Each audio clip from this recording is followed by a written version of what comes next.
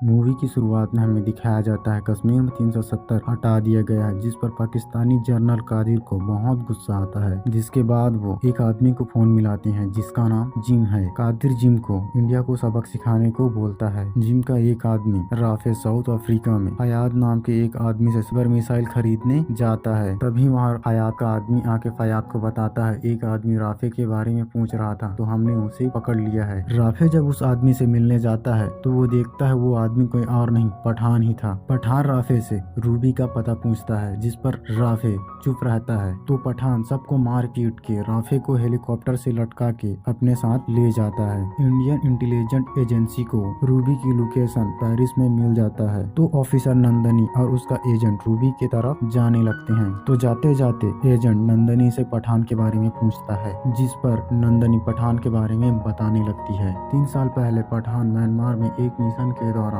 काफी जख्मी हो गया था तो नंदनी पठान से मिलने जाती है। तो पठान उसे कुछ एक्स ऑफिसर की लिस्ट दे देता है और ऑफिसर नंदनी को टीम जोकर बनाने को बोलता है जिस पर नंदनी ऐसा ही करती है। पठान अपना टीम बना लेता है और जब कर्नल लूथरा पठान और उसकी टीम से मिलने आते हैं तो पठान उसे बताता है आउटफिट एस नाम का एक आतंकवादी संगठन है और हमें पता लगा है कि ये सारे दुबई जा रहे हैं और दुबई में हमारे वैज्ञानिकों को पुरस्कारित किया जाने वाला है जिस पर हमारे प्रधानमंत्री भी जाने वाले हैं। हम बिल्कुल भी रिस्क लेने के लिए तैयार नहीं हैं। कर्नल लूथरा वैज्ञानिक और प्रधानमंत्री के सुरक्षा बलों को 2 टुकड़ों में बांट देते हैं, लेकिन फिर भी एक आदमी मिसाइल से वैज्ञानिकों के गाड़ी पर हमला कर देता है। वो आदमी कोई और नहीं जिम ही था और जिम उन वैज्ञानिकों को अपने गाड़ी में भर के कहीं ले जा रहा था। तो पठान जब जिम को रोकने के लिए आता है तो जिम पठान के गाड़ी को उड़ा देता है। फिर जिम अपनी गाड़ी को रोक के पठान के पास आता है और उसे बताने लगता है कि मैं भी तुम्हारी तरह एक देशभक्त था,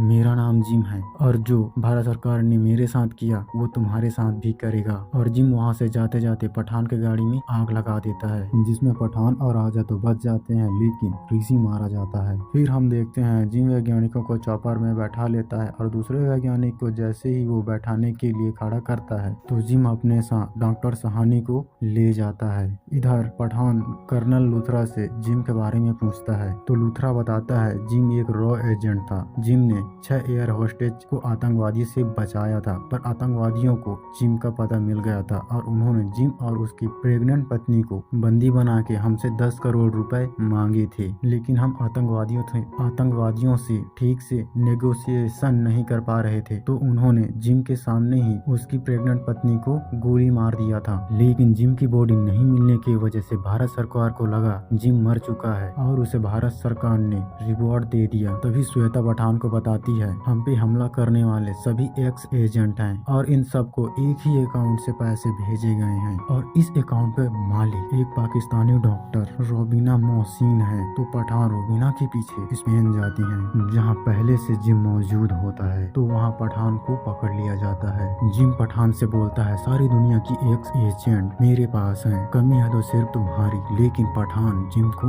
मना कर देता है। जिम अपने साथियों को पठान को मारने को बोल के वहाँ से चला जाता है तो रूबी जिम के आदमियों को मारने लग जाती है और वो पठान को लेकर वहाँ से भागने लगती है। तभी रूबी को गोली लग जाती है जिस पर पठान को बहुत गुस्सा आता है और वो जिम के सारे आदमी को मार के रूबी को वहाँ से बचा ले जाता है। बाद में रूबी पठान को बोलती है जो मुझे चाहिए वो तुम्हारे साथ बहुत आसानी से मिल जाएगा। जिम रशिया में एक रक्त बीज की डिलीवरी लेने वाला है। मुझे नहीं पता ये रक्त बीज क्या है पर वो बहुत ही खतरनाक है और वो मॉस्को के एक बिल्डिंग में है